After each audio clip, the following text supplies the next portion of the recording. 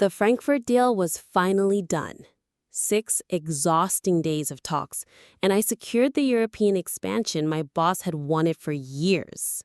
My body was sore from the 9-hour flight, but adrenaline carried me as I drove the rental car toward my parents' home. My suitcase sat in the trunk. I had kept my Challenger here while traveling, safer than leaving it at my apartment. The remote clicked, the door lifted, and then nothing but an empty space. My car was gone.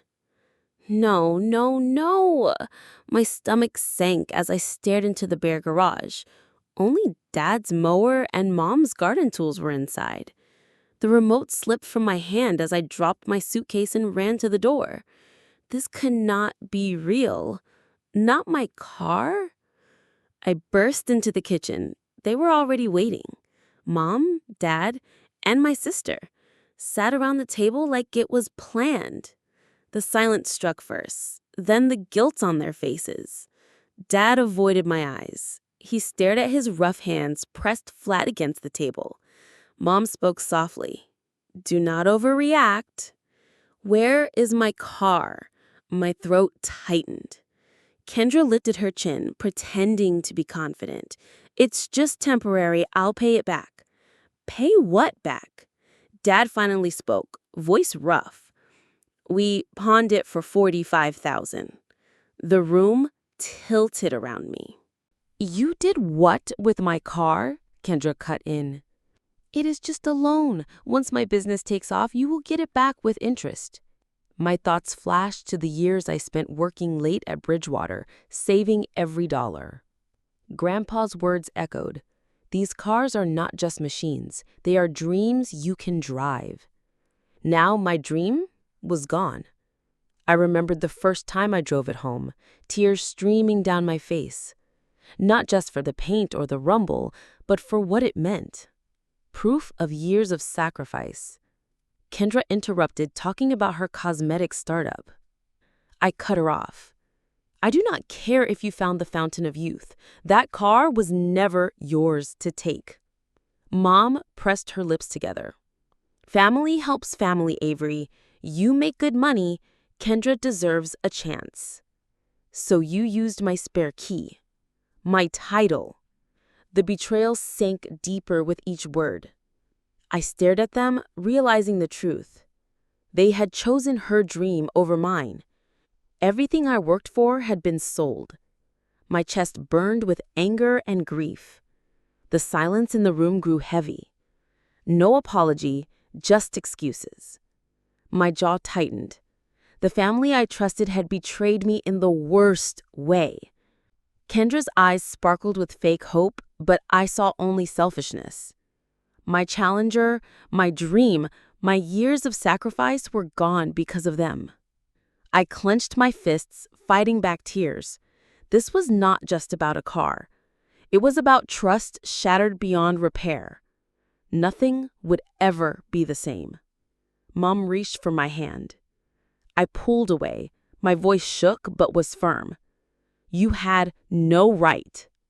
Dad lowered his head. The damage was done. I turned toward the door. The house no longer felt like home. Every step echoed betrayal in my ears. I walked away, leaving them at the table. They had taken more than my car. They had taken my trust forever. "You committed fraud." Dad flinched.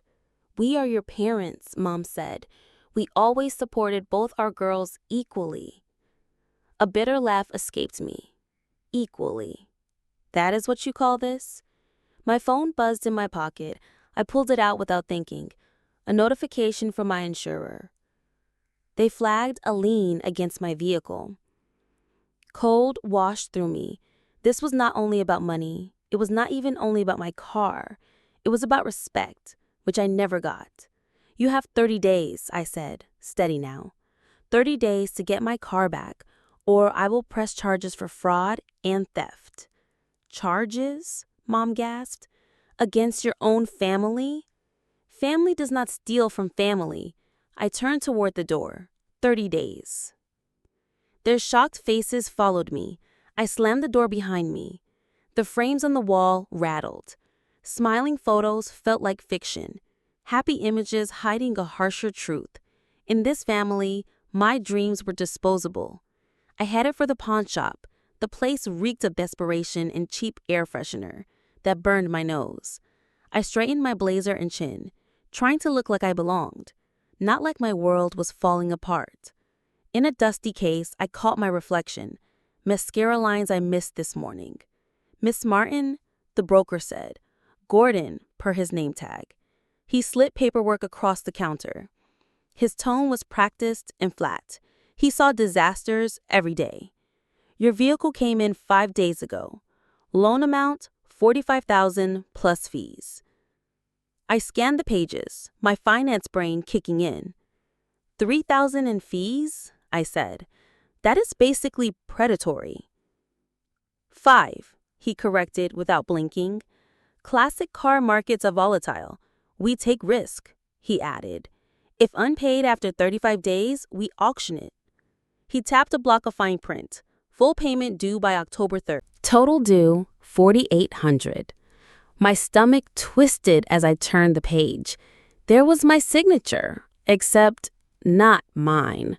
Close enough to fool them, but wrong on the final flourish. I always curve the last N upward. This is not my signature. Gordon shifted just a little. "Ma'am, if you are alleging fraud—" "I am not alleging, I am stating it." I showed my license and a work contract. "Compare the signatures," I said. His discomfort became visible. "I will need to speak to my manager." "Please do, and pull the security footage from the time of this transaction." My voice sounded calmer than I felt. I was in Frankfurt, Germany then.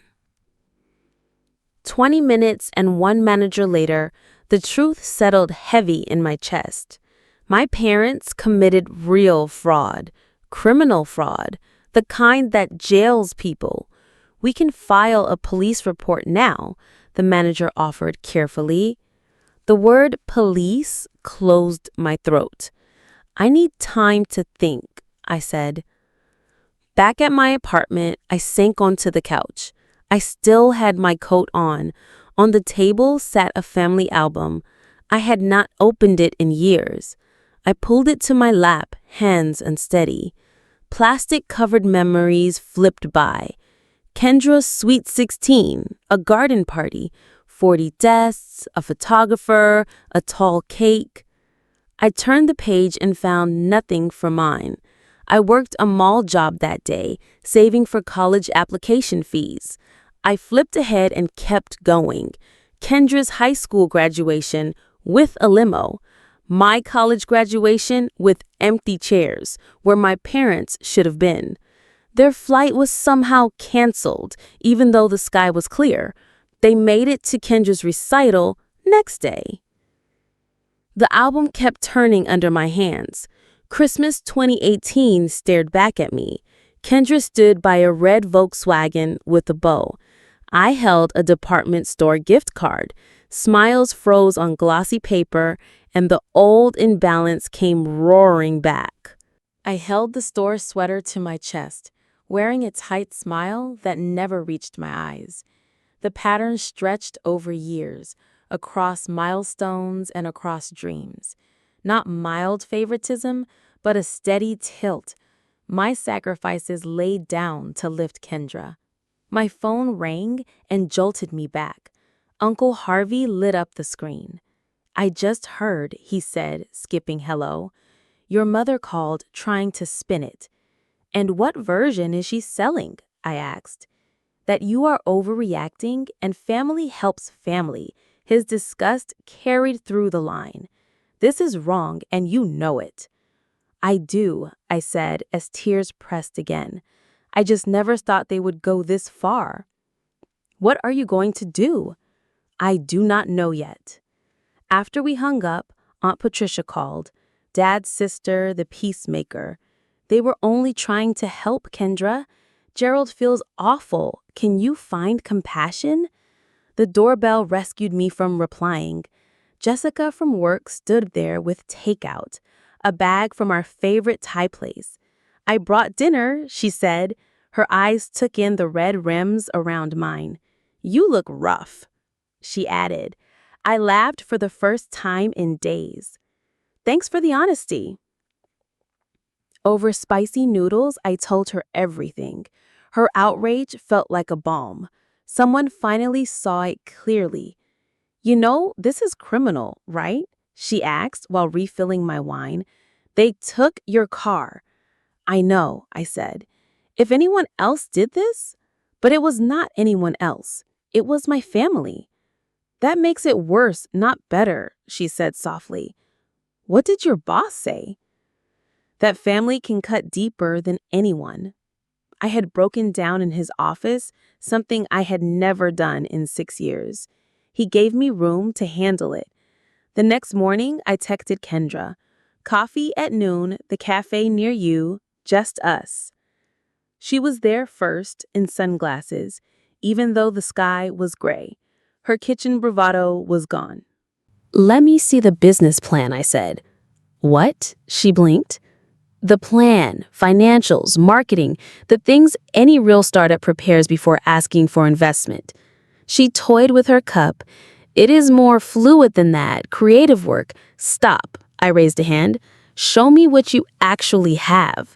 Real documents. What she pulled out was thin. A mood board, a list of product names, rough packaging sketches, no supplier contracts, no formulas, no financial model at all. This is it? My voice dropped. This is what you took my car for? Please, I just needed a chance to prove myself. Like you did, she said. Her lip trembled. People always talk about your success, how responsible you are, how I should be like you. I earned my chance, I said. I did not steal someone else's dream. Her shoulders fell. I thought once it took off, I could pay you back with interest, make everyone proud. Now the first shipment arrived yesterday. She took off the glasses, revealing puffy eyes. Half the containers were cracked. Customers are already complaining online. The formula separates after a few hours. Everything is falling apart, she whispered. My phone buzzed with a text from her. I looked up, then back at the screen. I need more money to fix this. Just a little more, please, Avery. I'm desperate. She watched me read it, eyes pleading. I set the phone face down. Not a penny more, I said. You fix this or we all lose. Her face crumpled. I don't know how. For one dangerous moment, I felt the old pull, the family script where I clean the mess, solve the problem, be the responsible one. Then I saw that empty garage again, and the forged signature in my head. You'll have to figure it out, because I'm done being the safety net. Move fast, I said, standing up. The clock is running. 10 days have passed since the garage shock. Kendra's venture is in ruins. I track each failure while trying to work. Every update pings my phone like an alarm. Day 3, suppliers refuse more shipments. Payments bounce and trust is gone. Day 5, refund demands flood her pages. Comments pile up faster than she can answer.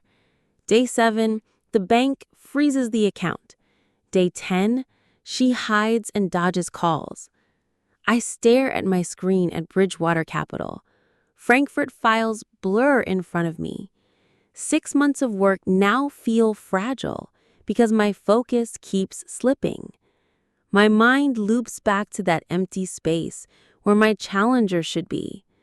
The desk phone rings and snaps me out. Director Palmer needs final projections by 4. His voice carries a quiet concern. You look exhausted. Is everything okay? I force a steady tone and say, all good. You will have the projections within the hour.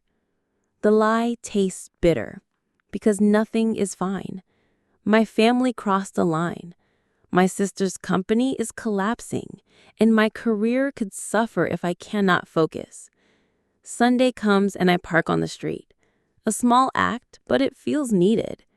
The house smells like pot roast. Mom's peace offering drifting from the kitchen. Dad sits heavy at the table. Mom fusses with the good china, the plates saved for holidays and crises. Kendra arrives late behind dirt glasses. Her stride is small and unsure. "Let's eat while it's hot," Mom says. She serves Dad first, as always. We sit in a silence of clinking forks. I cut perfect squares to keep calm. Mom breaks first and pats Kendra's hand.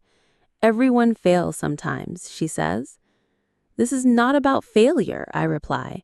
"It's about theft and trust." "We thought we were helping," Dad says. His first words since I walked in. His hands shake as he lifts his glass. "We wanted Kendra to have a chance." "At my expense," I say, too sharp. "You didn't just take a car. You took what it stood for." Kendra flinches and Mom says gently, "Honey, it is only a vehicle." It was 6 years of overtime and no trips. It was Grandpa's legacy to me. It was proof that sacrifice matters. My voice stays even while my chest roars. You took it without a thought. The doorbell rings and Mom looks relieved. Dad returns with Uncle Harvey. He fills the doorway with a hard stare. "What were you thinking, Gerald?" he says. His eyes meet mine across the room. "Avery called me," he adds. "This is a family matter," Mom snaps. "Exactly," he replies. "That is why I am here. Someone must defend the one you hurt." Dad starts to protest, then stops. "Wait a minute," he says thinly. "No, you wait," I answer. I reach for the briefcase by my chair. The leather is cool in my hands. I pull out the folder I prepared. We need to discuss next steps. I set 3 printouts on the table: vehicle title and fraud statutes, pawn rules and sentencing guidelines. The papers look stark on the cloth. Mom smooths the edge with shaking fingers. Her voice drops to a whisper. "Do you plan to turn us in?" "I plan to get my car back," I say, "and I plan to protect myself fully." Uncle Harvey nods at the papers. "These are clear and the deadlines are real. 30 days was not a figure of speech. We have a narrow path to fix this. Return the loan and clear the lien. Then make it right with Avery."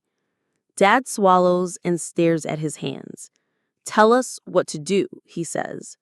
"We will follow your plan. First, you call the shop with me. We confirm the payoff to the dollar. Then we wire funds today. Next, we document the forgery for record and place a freeze on any future access. Finally, we retrieve the car and transfer custody. Sole control and keys to me only. No more spare copies, no more secrets." These facts land with the weight of grenades.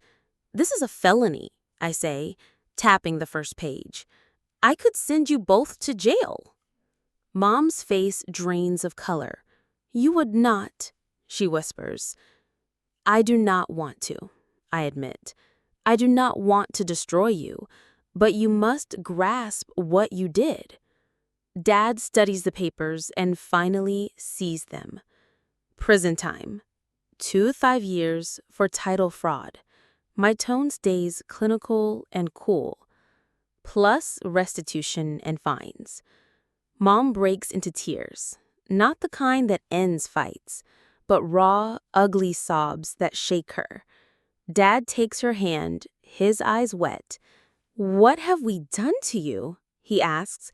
"What have we done to this family?" For the first time, I see true remorse. Not fear of getting caught, but understanding.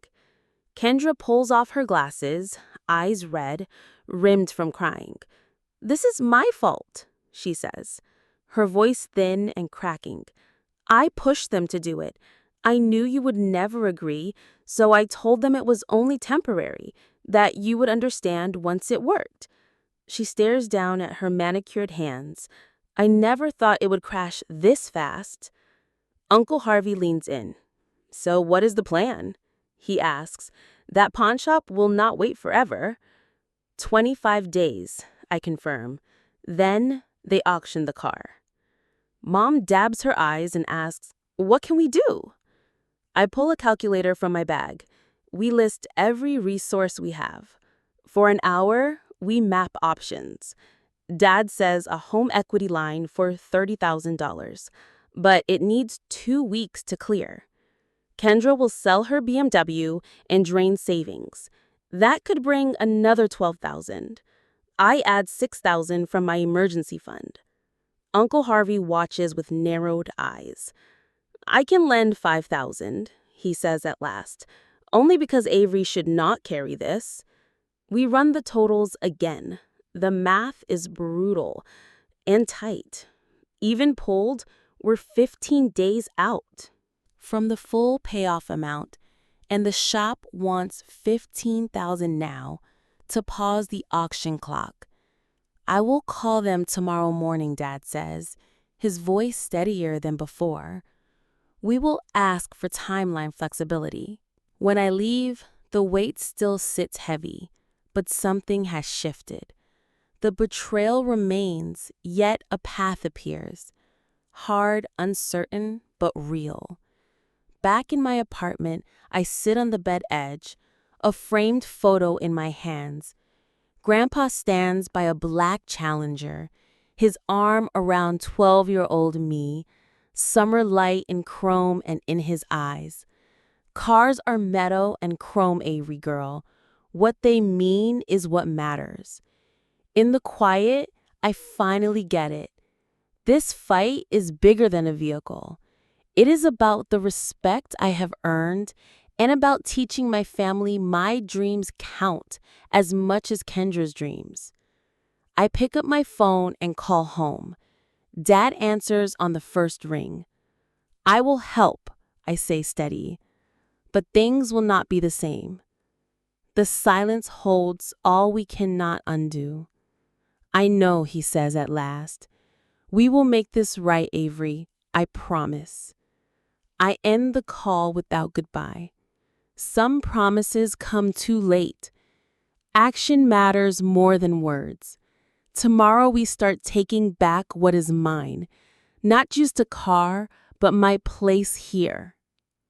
Kendra stands in a boutique mirror, fingers on the silk of her favorite scarf.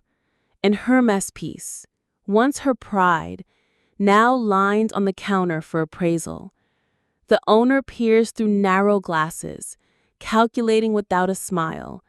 I can offer $8,000, she says without looking up. Kendra swallows hard. These pieces cost far more, but she nods because time is short. The shopkeeper marks down the total, each item reduced to a number. The silk ends up in tissue and a bag. The offer stands at $8,000. Kendra signs the slip and blinks back tears. That haul would have been over $15,000, but the pawn deadline is bigger than pride. Done, she whispers as the check is written. Across town, Dad steps into the warehouse office. His knees ache with every move. Night shift, he says flatly. The manager raises his brows. You have not worked nights in 20 years. Dad eases into the chair across from him. Just for a while, I need a differential. The manager studies the shadows under Dad's eyes. This about that car mess your brother mentioned. Dad nods once, jaw tight. Family business.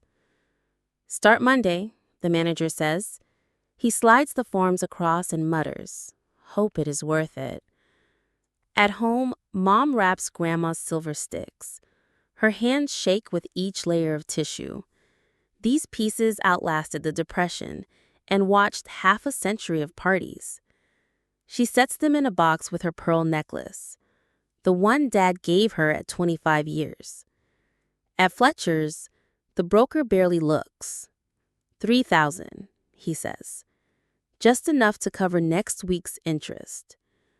My own sacrifice is sleep and meals.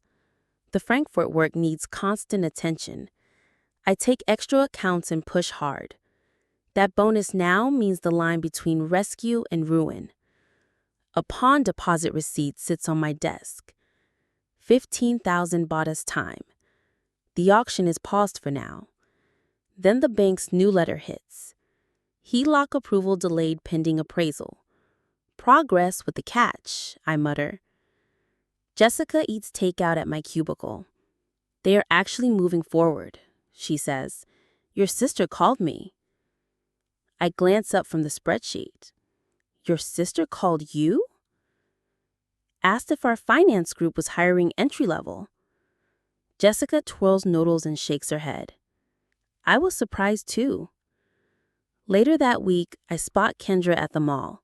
Simple black slacks and a white shirt. No labels. No bold jewelry. She shifts on her feet near the employee door. First day at Nordstrom. That night, she calls sounding smaller than ever. I had no idea, she says and stops. 8 hours on my feet smiling at everyone. Dad meets me on the porch steps. For once, Mom is not hovering with excuses. Only quiet air between us. We failed you, he says, voice rough, long before we took your car. I sit beside him as the steps creak. For years, we praised Kendra's dreams and brushed off yours, he admits. His work-worn hands twist together. You did not ask for much, so we assumed you did not need much. The Sunday sky turns gold while we sit. Silence doing what words could not. Then the HELOC finally clears with a 3-day processing delay. Relief flips to panic when the shop calls. Another buyer has cash in hand. For the challenger, they say. We need 2 more days, Dad pleads. Business is business, the broker replies. First money here gets the car. The next 36 hours blur into math and frantic calls. Kendra dreams the last of her savings. Mom sells her anniversary earrings. I max my emergency credit line. We are still $3,000 short. It is not enough, Mom says hollow. We circle the kitchen table. Deadline is tomorrow at noon. The doorbell rings and Uncle Harvey appears. Checkbook in hand and jaw set. Family helps family, he says. Same words, new meaning. Morning comes and we pack into the bank, eyes fixed on the digital clock. The manager processes the wire. Seconds feel like hours. Dad's hand shakes as he signs. At 11:42, the screen pings. Payment received, it reads. For the first time in weeks, we breathe. Early sun flashes on chrome trim as I stand outside Cornerstone Pond, receipt gripped in a damp hand. 30 days of sacrifice and fights. We scraped together $48,000. Every penny accounted for. I push through the glass door. The broker lifts his brows in recognition. Miss Martin, he says, sliding forms over. Here for your vehicle. I nod because my voice will not hold. My hand writes a shaky signature across line after line. He counts the cashier's check twice, then slides a folder and keys to me. All square? He says, but I barely hear. The keys are cold in my palm. A weight I feared was gone forever. Outside, I trace the glossy black paint, checking for any scar or slight. The chrome throws sunlight back in shards. He mentions they detailed it yesterday. Policy before return, he adds. I say nothing because triumph feels thin, hollowed out by what it cost. I hear Grandpa's old lesson in my head. Metal and chrome are not the point. It is what they stand for. What does this car stand for now? Not only work and sacrifice, but that my dream was treated as disposable. The engine growls to life, vibration rolling through the seat. I do not answer the broker. I just drive and let the miles unwind. Tears spill as the shop fades behind me. Each mile loosens another knot. By the time I reach home, my face is wet, mascara probably in dark streaks. But the car is finally home. 3 days later, a text pings from Mom. Sunday dinner at 5. Your father is grilling steaks. The invite drops like a stone. I think about saying no, then type, I will be there, and set the phone down slowly. Boundaries will come with me, along with the keys in my pocket, and a promise to myself I intend to keep.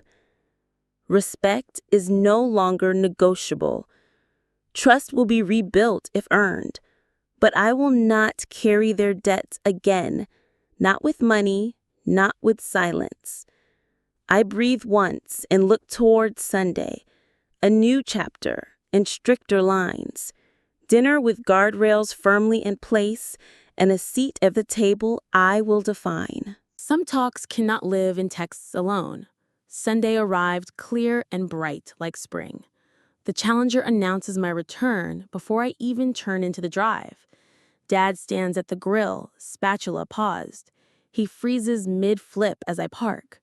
Mom appears in the doorway, working a dish towel between her hands. Dinner becomes careful silence, only past the potatoes and weather notes. Small talk skims the surface. Kendra picks at food, eyes lowered. No one names the elephant. It sits at the table with us. Dad clears his throat. He sets down his fork with slow care. Avery, he begins, voice formal. I prepared a few things to say. He pulls a folded page from his pocket, hands shaking as he begins. I broke your trust and your rights. I failed to protect what matters to you. He reads each line steady but raw, eyes lifting from paper to my face. Rachel reaches across the table. Tears spill. Please forgive us. We were wrong, so very wrong. Kendra straightens in her chair. I have worked at Macy's for 3 weeks, she says, and opens a small notebook. I made a budget to repay my share. It will take time, but every dollar returns. 3 faces watch me, hope and fear mixed. Healing needs time, I say at last. I set my napkin beside the plate. Trust is not rebuilt in a night. Relief moves through the room. No smiles yet, just breath.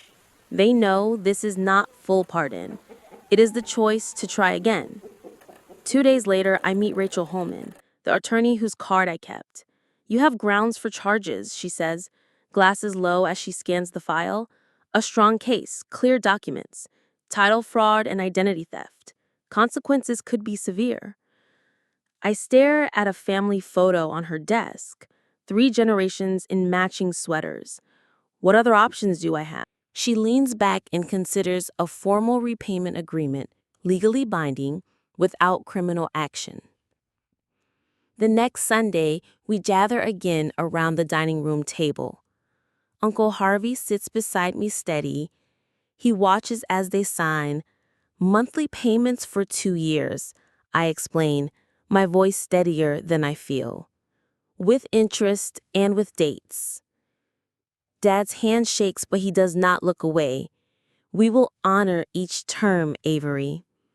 The power shift is clear in the air. For the first time, my lines hold. They are not words alone, but ink. I never wanted this kind of leverage, I tell Harvey as he walks me out. Sometimes respect is enforced first, then given freely, he says, squeezing my shoulder once. At the reunion, a month later, the backyard becomes a stage. Aunt Patricia corners me by the salad. Her wine glass tilts dangerously. Everyone slips up, dear, let it go. Uncle Harvey appears like a post. They must own what they did. No minimizing, not this time. The yard goes quiet as Kendra steps up. shoulders squared, voice shaking. I pushed our parents, she says. I played the favorite and they chose wrong. We are all accountable here. Patricia goes quiet for once. Cousin Mike gives me a sober nod. Truth cuts through old patterns and shifts what this family allows. Later that week, I changed a garage code at my parents' house. No more easy entry. The message is clear to us all. I add a security system to the car. Motion alerts and a tracker live. This time, protection comes first, not apologies after the fact. I lock the garage and pocket the code. A quiet vow to myself. Respect is the rule from here on, and trust returns only with proof. The house behind me settles in dusk, and the Challenger sleeps under watchful light. A small black box blinks under the dash. "Will you leave a spare key with us, Mom?" asks as I get ready to go. "Just in case of emergency." I meet her eyes and hold the look until the meaning lands. "No," I say simply, "I will not." She nods, lips pressed thin, but accepting. The message is clear. No extra words needed. Some lines do not need talk, only the clean sound of a boundary set. The mountain curves open like a hand. I downshift and feel the car lean. The Challenger answers with a low rumble through the wheel and into my bones. The Rockies lift around me, painted in morning gold. 1 year since I almost lost her, and driving still feels like home. "You were right, Grandpa," I whisper and tap the dash in thanks. The black paint throws back the sun, each flash a note of what I fought for. Windows down, air in my hair, I can enjoy this dream at last, without the shadow of betrayal. My shoulders drop from my ears, the old tightness lets go. The knots between my blades has finally dissolved. I replay last week's dinner at home. Dad walked me to the garage before I left and showed me a small addition he built by hand, a locked bay with its own alarm. "Only you have the code," he said, his voice rough with held emotion. "Your car is safe here now. Only you can open it." Mom has learned to ask now with simple things like, "May I borrow your jacket?" The asking itself is a small win, an honest nod that my things are not shared property. Kendra sends $300 each month. Not a lot against the total, but steady matters more. Her place is small, her closet simple. Last month she showed me a budget sheet. Pride on her face, not panic. "I am learning what you knew," she said. "Earning feels different than being handed." I nodded. Sharp bend ahead. I ease off and then roll back on the gas. The engine sings under my feet, and the note lands right. Uncle Harvey rode with me last week. His rough hand patted the dash with quiet respect. "Your grandpa would be proud," he said. "Not just of the car, but of you." That line stayed with me.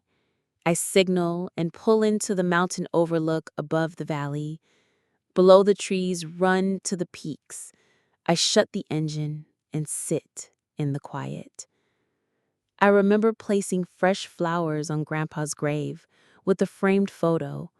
Me and the Challenger side by side against his stone. I told him, "I understand now.